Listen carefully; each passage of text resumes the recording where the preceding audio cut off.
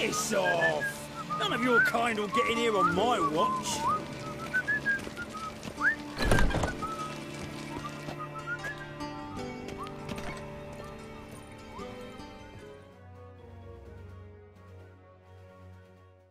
Chers Hoplofans, bienvenue dans ce billet geek historique. The Witcher et son univers fantastique font désormais partie du paysage connu, grand succès de la firme polonaise CD Projekt. A la base tiré de l'œuvre littéraire d'Andrzej Sapkowski, le jeu vidéo a atteint un très haut niveau visuel et connu un succès international, notamment grâce à sa 3e édition de Wild Hunt. Ce succès il s'explique par tout un tas de choses, et notamment la qualité des armes et armures, et même des combats. La récente adaptation par Netflix de la même œuvre n'a pas comblé les énormes attentes des fans du jeu. Les emprunts à l'univers établi par CD Projekt ont effectivement été très minimes, probablement à cause des droits de production. Les armes et armures notamment n'ont pas atteint le même niveau de crédibilité que dans le jeu. Le forgeron d'épée Todd, bien connu du milieu de la reconstitution, sauve les épées de la série grâce à de très intéressantes réalisations, pour la plupart des acteurs. Mais malheureusement pour les armures, le responsable engagé semble ne pas avoir de culture du tout de ce point de vue, tant de la fonctionnalité que de l'esthétique. Mais intéressons-nous à un détail. Une des plus grandes déceptions pour les fans du jeu revient certainement à la surprise de découvrir les soldats de la puissante Nilfgaard dans la série. Ils font partie des personnages incontournables du jeu. En effet, dès The Witcher 2, les soldats et les armures de Nilfgaard avaient atteint un haut degré d'originalité et de réalisme.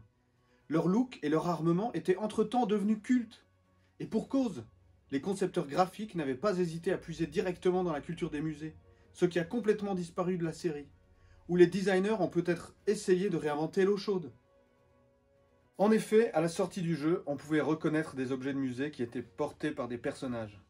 Et les graphistes se sont également inspirés des reconstitutions historiques, notamment dans le milieu polonais, puisqu'on peut reconnaître beaucoup de références à des costumes présents au cours des éditions de la bataille commémorative de Grunwald, le 15 juillet 1410, et qui est célébrée chaque année en Pologne et qui rassemble des milliers de personnes.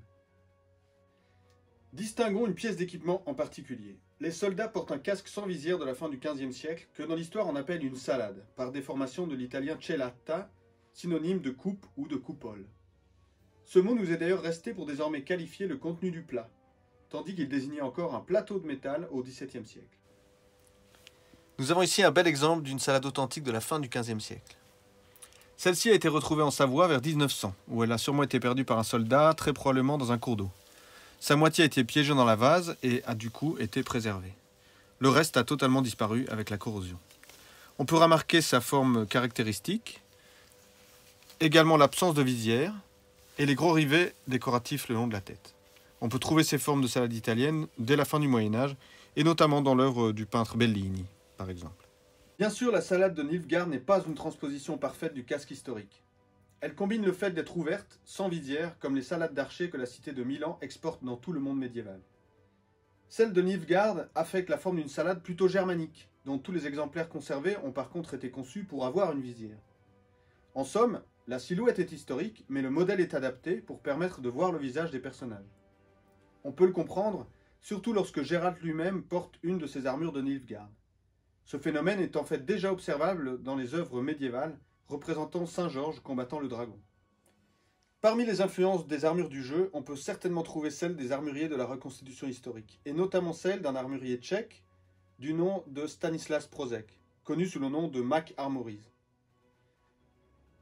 À l'époque de la création du jeu, il possède un site internet très fourni avec de nombreux visuels de ses œuvres, qui sont montrés sous tous les angles.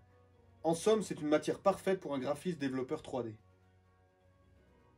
Le même armurier avait d'ailleurs produit 7 versions stylisées d'une salade germanique de la fin du XVe siècle. Et c'est d'ailleurs un modèle que l'on aperçoit dans le jeu, qui est porté par Ariane de la Valette et ses hommes. Il avait lui-même pu être influencé par des images très diffusées d'un groupe de reconstitution historique suédois, de la très renommée guilde de Saint-Olaus, où l'on aperçoit l'une des premières reconstitutions de salades de ce type, réalisée à l'époque par le célèbre armurier William Radford, dont la qualité des réalisations a réellement fait avancer le milieu de la reconstitution dans le monde. Un dernier détail à propos des salades de Nilfgaard mérite d'être cité. Dans le jeu, on peut leur reconnaître des ailes dorées, en laiton ou noires, en fer ou encore peintes, qui sont inspirées des figures héraldiques médiévales. Mais elles ont aussi pu être directement empruntées à un modèle de salade ailée qui avait été produite par un armurier de la marque russe Steel Mastery, et ce dès les années 2000. Du musée aux artisans, puis à l'écran, on comprend ainsi que le rôle des armuriers de reconstitution et de leurs clients, grâce à la diffusion des modèles, contribue directement à enrichir l'univers visuel d'un jeu devenu très populaire comme The Witcher.